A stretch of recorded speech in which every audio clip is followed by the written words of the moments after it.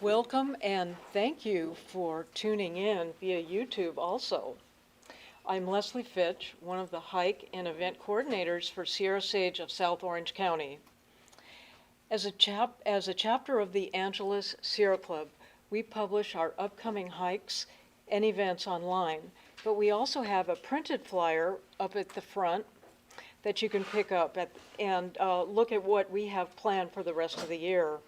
We have many hikes throughout Orange County. Our next hike, in fact, is tomorrow at 9 a.m. and is known as the Flagpole Hike. You can find directions to the trailhead at our calendar of events at sierrasage.org. We are conservationists for the natural environment, which doesn't have to end when we return home from the wilderness. We can bring the best of nature into our own yards. Since we are in a crisis for water, this can start with replacing our lawns. But what exactly do we replace them with? Tonight, I am so grateful that Chelsea Wesley of Sweetgrass Gardens has agreed to share her valuable knowledge with us. I know Chelsea is an amazing water-wise garden designer because she designed and installed ours. What was originally a thirsty lawn now thrives with native grasses, drought-tolerant plants, and succulents, and also a swale. We have no irrigation sprinklers because the water collected in 2 rain barrels is enough to take care of this natural landscape. And an added bonus is that it welcomes hummingbirds, bees, and butterflies, making it a beautiful and natural vista. So now I'm going to turn this meeting over to Chelsea. Please join me in welcoming her to Sierra Sage.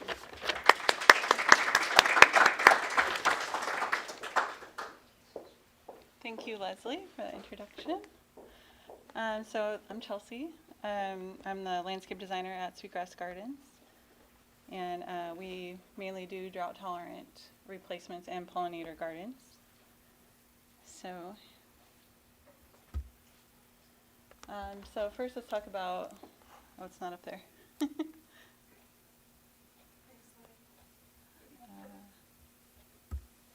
Oh, we have to switch to, there we go. Okay. So first, let's just talk about like what is sustainable, because that's kind of a word that's thrown out a lot. And basically, our rainfall is only 12 inches per year, and your lawn needs 1 inch of rain per week. So that's 52 inches. So it's a huge difference. But a native planted garden can thrive with only 12 inches per year. So that means you can soak it once a month, and if it rains, you don't need to soak it, and you can spray just a little bit in the summer and give it just a little extra. So basically, plant a garden that matches our climate. A little bit about California's water use. We actually get our water from 5 different rivers, and most of them are totally gone now, destroyed the ecosystems. So we're trying to work to bring that back. 80% of the water is actually used for agriculture, so one thing we can do is like grow crops that actually match our climate instead of the really thirsty ones. And then just that remaining 20% goes to our cities, and half of that is used on lawns. So it's like just a huge amount is used on lawns. You don't have to worry about your shower when the lawn next door is getting watered so much. And there was a study at UCI that showed that they're actually parks and fields, and they're actually net emitters because of the maintenance that it takes, like the mowing, the blowing, all the chemicals. They're actually not sinking carbon like you would hope that plants will do. Like trees and shrubs are sinking carbon into the ground and sequestering it. So one of the easiest things that you can do, just one little step, is to audit the irrigation, like at your home or at your place of business. Studies shown that most landscapes are overwatered, and you can save 55% just by looking at it. Like every yard that we do, we look at the irrigation first, usually do an audit, and they're set to go off every day. Every one of them I've looked at is set to go off every day or twice a day sometimes. The schedules are a huge mess, so we're always like turning it down, maybe 3 times a week at the most, like a few minutes at a time. We really don't need as much as we're doing. So our vision here at Sweetgrass Gardens is to restore habitat 1 yard at a time. Just inviting the wildlife as they're flying over and they're just seeing all this green, and then they're like, ooh, flowers, and they come down and get a little snack and go on, and that's how we can kind of just help them and create biodiversity back into our landscapes. So I'm going to talk about how to kill your lawn and a few different styles that you can put in once you take it out.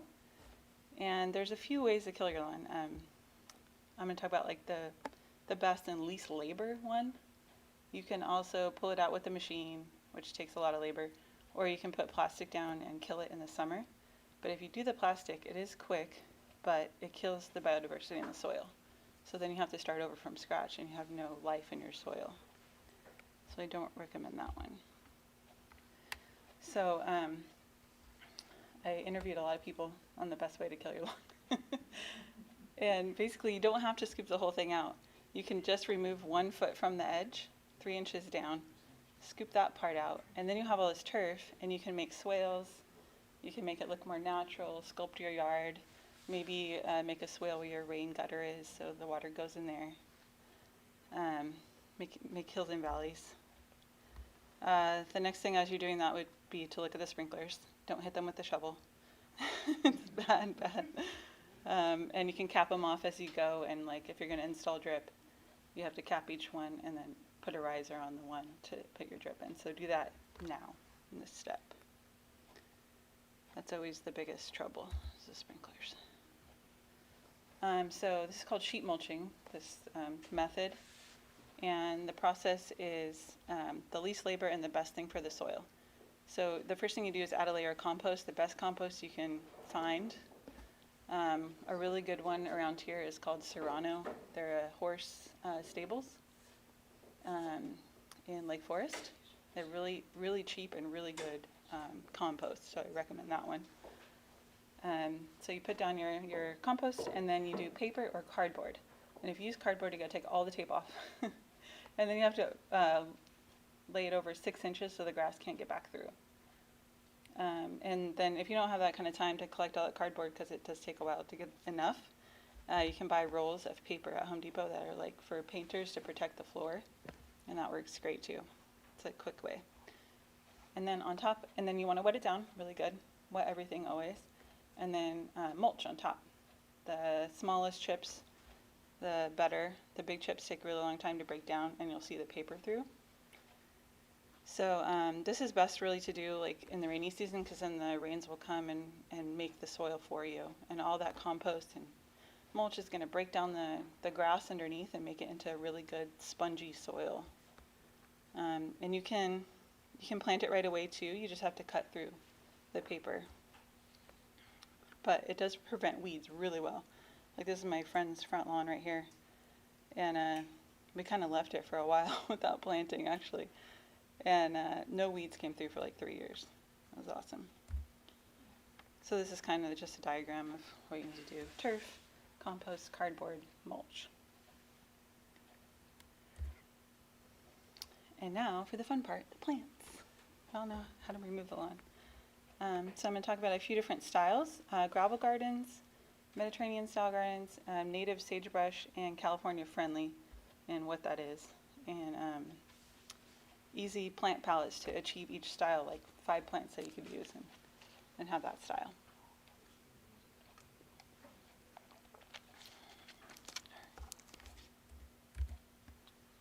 So this is a little mood board that I did for someone's gravel garden. Gravel garden's basically gravel and mulch. And your mulch you pretty much want to put around the plants. But you don't have to. You can do 3 inches of gravel on top of your compost and mulch, and that will actually keep the weeds down. And you can even plant into the gravel and the roots will go down. You just have to use really drought tolerant, sun loving, heat loving plants. And it just kind of looks really nice.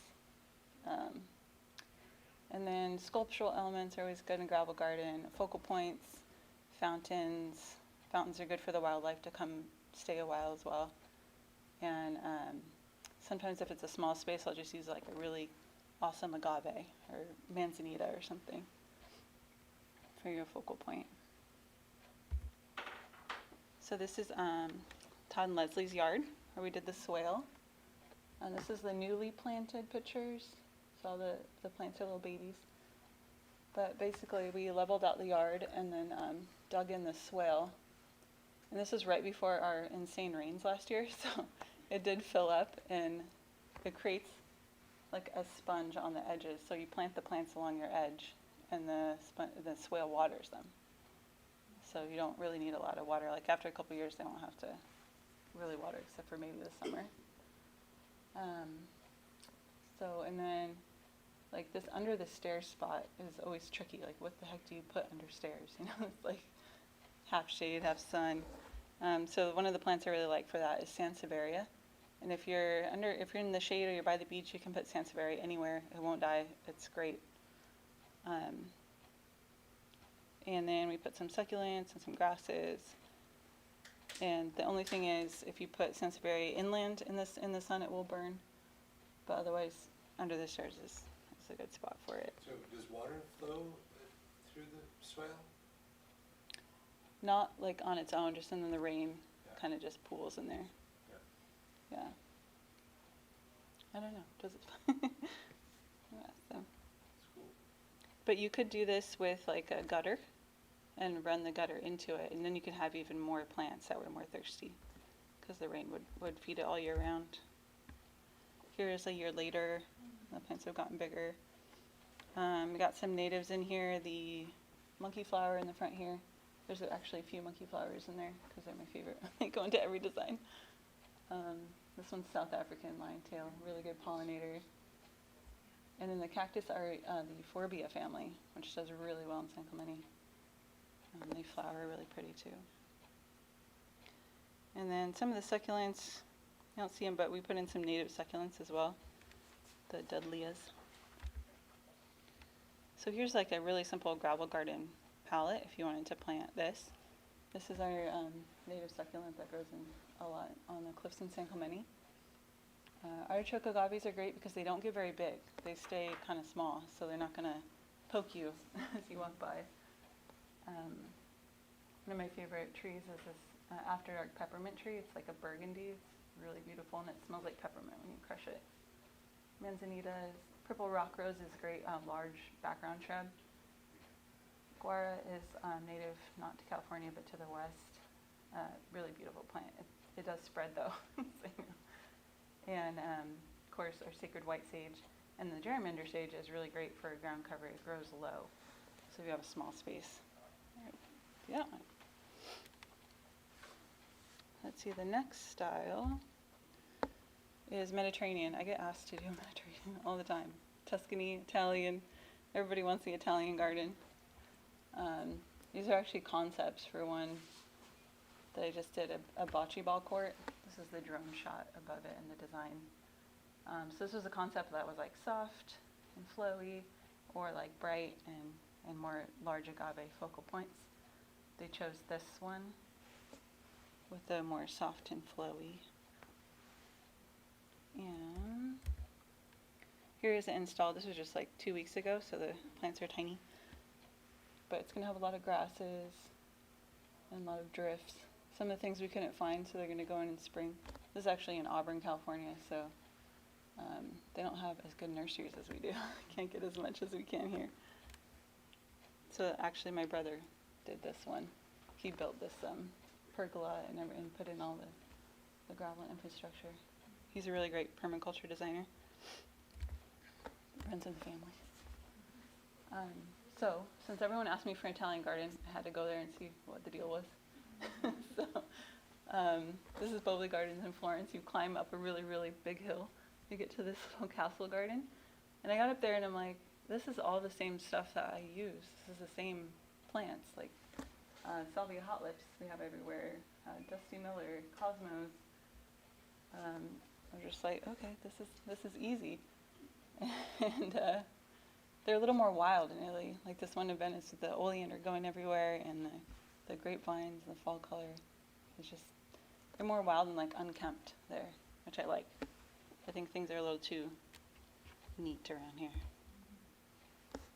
There's more Tuscan style little backyard I did. This is right after planting. So if you just have like a small space and you want that look, you can just do a succulent bowl. Very easy. Just choose all pastels and they all go together. And then I see a lot of citrus that are just lonely only citrus, nothing underneath. And you can really increase the yield of the citrus and the health of the tree by planting underneath it, planting some of these things.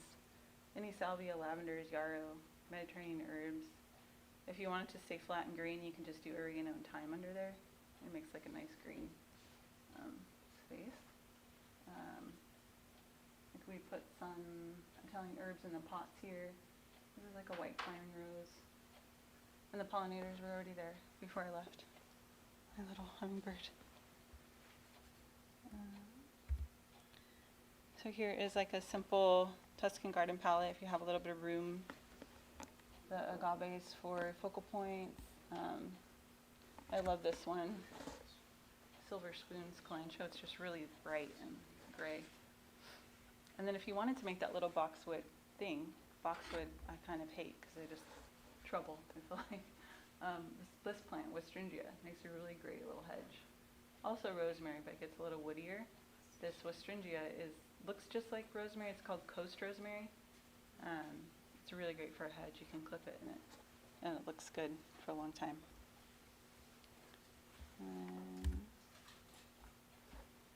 This is for a small scale, like if you just have a little courtyard or something. Some really great plants you can put in. This Salvia nemorosa is one of my favorite little salvias. It stays small, it's like really short. And the pollinators love it. Thyme, everyone loves. And then one of my other favorites is this lilac verbena. You can eat it. It's really easy to grow, totally drought tolerant. Yaro is probably my #1 planted plant.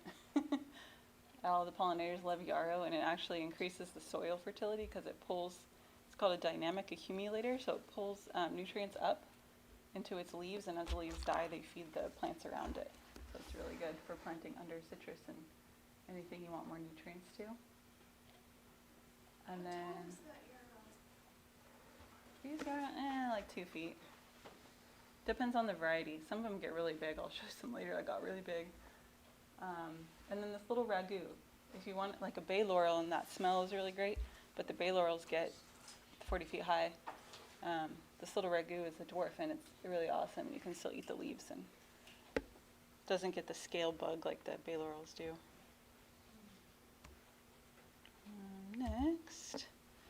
Next, native, California friendly. So you'll see native gardens sometimes, and it just looks like a mess. and the HOAs hate it, and then they don't want you to plant native.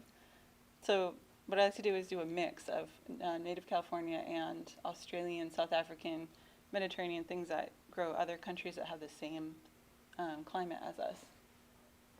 And they can handle the irrigation, because that's a hard thing with natives too, is if they get watered in the summer, sometimes they don't like that, they die, because that's not normal to get water in the summer. So here's a coastal, couple coastal designs, California friendly. I think this one's Dana Point, Laguna Niguel. This one was a super foggy situation up there. It gets really foggy in Laguna Niguel up on the hill. So I did this native gray rush right here. Soaks up some good water, super hardy. The Yaro is the yellow back there, the Succulents. And then this one is like a little river of succulents. And this in the back is pink flamingo miscanthus grass. Has a really soft pink flower because they get a lot of wind here. And so this is all meant to be something that kind of moves in the wind. And this is pretty. So if you have wind, plant something that looks cool in the wind and isn't going to break, right? The wind goes through it. So this is if you have like that one hot spot that nothing grows, everything dies, clay soil, put one of these in, or all of them. So when you're walking along in the hills and you smell something good, it's this native Artemisia californica, or the salvia there. And then buckwheat is a really great one to grow. Looks good kind of year round. It doesn't need a lot of pruning. It turns rust, and then you can leave the flowers and the birds come and eat the buckwheat, or you can make bread if you are into that. Another one I've actually seen around a lot is this wild rye up here, which you could also make rye. You can make bread out of this if you plant this. And then the agave blue flame, not native, it's a cross between those soft agaves and the blue glow spiky ones. So it's kind of a good in between, doesn't get too big. And lantana, because the butterflies love it. So here's another option for something funkier if you don't want that sagebrushy look. South Africa has really cool plants. All the ones that we propagate come from just like one little weird area in South Africa where you get these pincushion proteas and the leucodendrons up there. Super colorful, crazy, weird shapes. And then this yellow one is a native California sundrops. We've got all kinds of fun stuff in here. And it's really good for palm planters. I like the wild thing because we can't really plant tropicals anymore. It's too much water. So you can get that tropical look if you use the really colorful South African stuff. I'll show you that cool cousin it on the next one. This is like these plants are like really easy, except for the pincushion, you cannot fertilize it, but that's about it.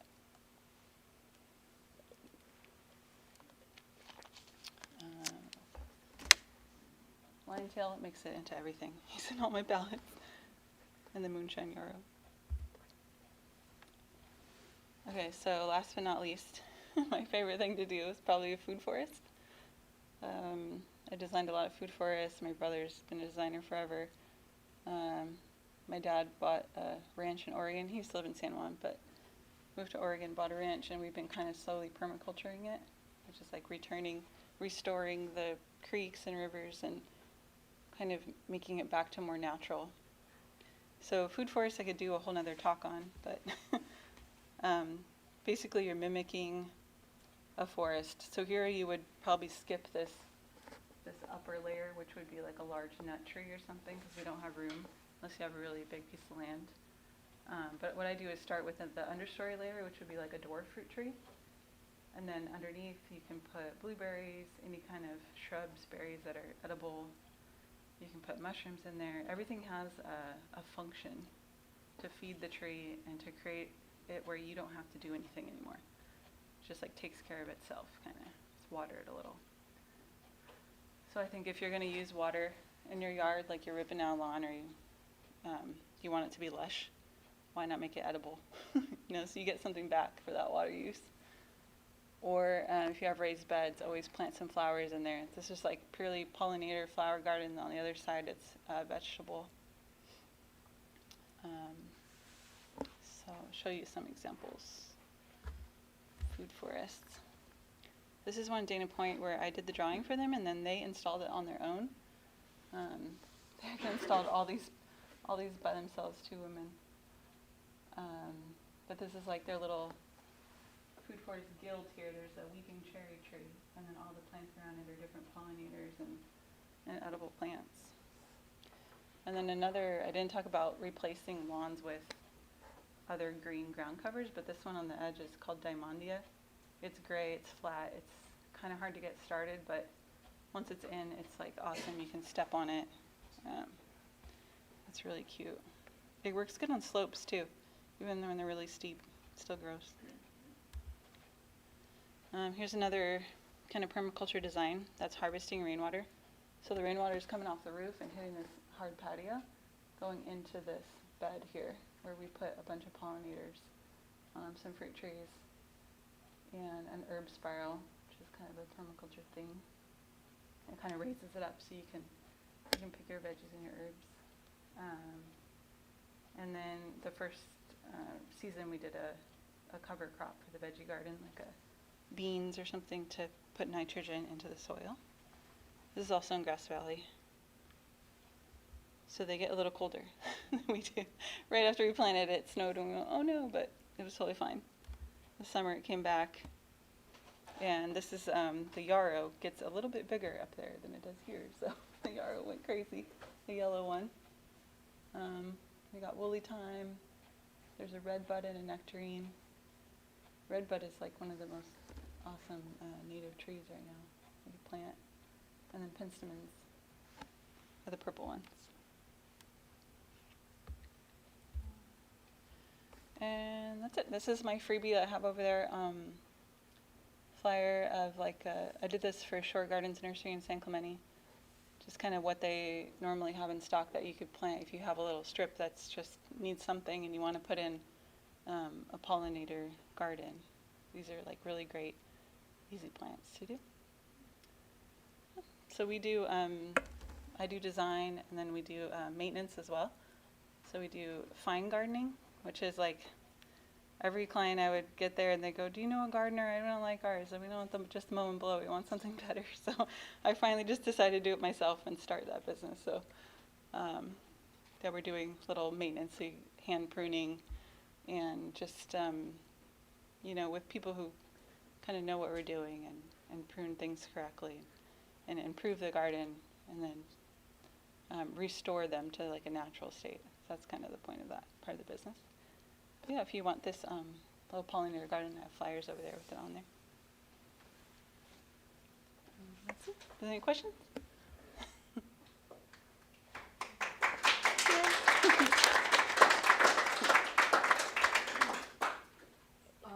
I think we have time for a few questions. Okay. And if you're going to ask a question, if you could, are those what work?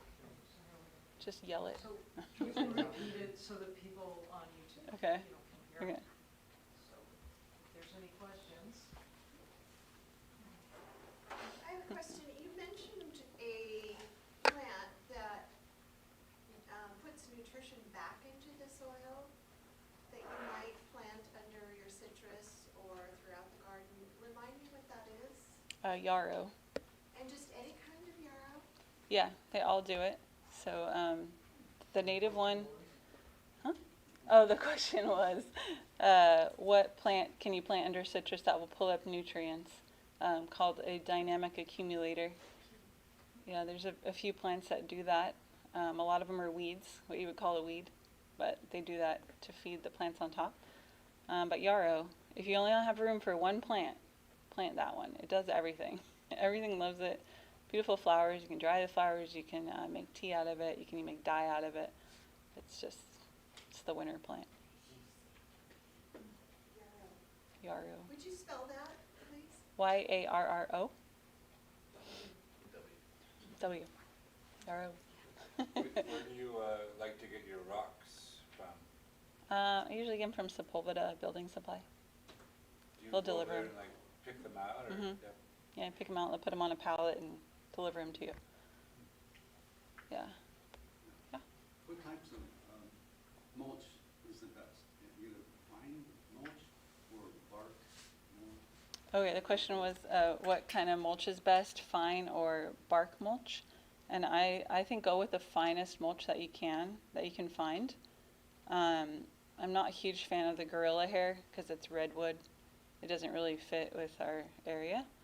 But the finest mulch chopped up because you want it to turn into soil and feed the soil. And the bigger the bark, the less time it has, or the more time it takes to break down and turn into soil. So bark is kind of decorative, I think. You could put it on top of the mulch for that look. But you have to replace it a lot. Are you attempting to use any of the rebates when you replace the lawns? How's that going? The question was, am I using the rebates for the lawn from the water company? Yeah. And yes, it's a process, but if you start with you have to send them a picture of the lawn watered, healthy, super nice lawn. If you send them a picture of a lawn that's kind of half dead, they're like, no, that's not it. We want to replace really lush, water-loving lawns. Okay. So you start there, send them the picture, and then they give you the go-ahead. And you can also get rebates for switching to drip. Drip is great, except for natives don't like their feet wet. So we will fit the drip with bubblers and different things that will do more of a soaking. The natives actually like sprinklers still, but so yeah. Yeah. A comment about that, because we did this last year, and we did learn the water district prefers typed receipts and invoices. Oh. We had to talk about handwritten, and they were like, no, we want everything typed. So if you have a choice, just because we bought our fence from a couple of different places, and some of them were doing Yeah. something that was nice looking, and some were, carbon copy seem more used to dealing with contractors and people who would submit all the paperwork versus if you try to do it on your own. Yeah, yeah, I do submit the paperwork for clients if needed. And they actually are only asking for like 5 plants or something. So you don't even have to give them all of it, you know, they're like, if you put in 5 plants, you get the rebate, like, or if you put in some kind of water saving thing, like one little swale, and it can be like one swale, like one little tiny thing, so, yeah, just have to work with them. What plant do you recommend to put around your avocado tree? Question was plants to put around an avocado tree. So avocados use a bit more water than citrus. They're a little bit harder. They don't like salt. They get brown. Not recommending them very well, but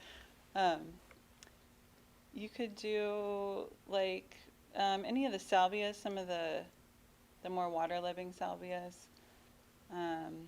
You do the Yaro too. The fernleaf Yaro is more water-loving. Same food forest plants. If you look up food forest understory, you'll get a whole list for your area. Contact me. Any more questions? Any more questions? Is the milkweed, is that the plant that the butterflies like? Yeah, milkweed is the host plant for butterflies. Right. And you want to look for this native milkweed. It's called narrow-leafed milkweed, or another native, because it flowers and everything at the right time for the butterflies to come through here. If you get the tropical, you're supposed to cut it down in fall. That's the rule. That's the rules, I guess. Yeah, for the butterfly conservation. Yeah. Does the native milkweed come back every year, or do you have to replant? Yeah, the question was, does the native milkweed come back every year, or do you have to replant it every year? And it does come back. It dies down in the winter to the ground. Just leave it alone, and it'll come back. You can trim it. You can cut it down a little bit if you want. But yeah, it's perennial. Can you use drip pollination, drip irrigation, for the milkweed plants? Question was, can you use drip for the milkweed? You can. You just, with drip, you need to just keep it away from the base of the plant, because the woody plants just don't like that wet feet feeling. Yeah, if you're going to use drip, move it away. Or you can install little bubblers and do a longer time on it so it soaks and then dries. Yeah.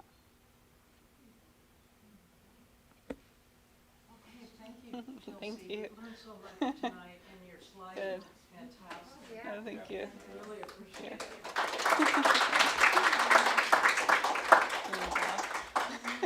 It's my first public speaking, so. Oh, well done. I used to teach ceramics, so I guess I was public speaking, but for little kids. My previous life. Congratulations. Thank you.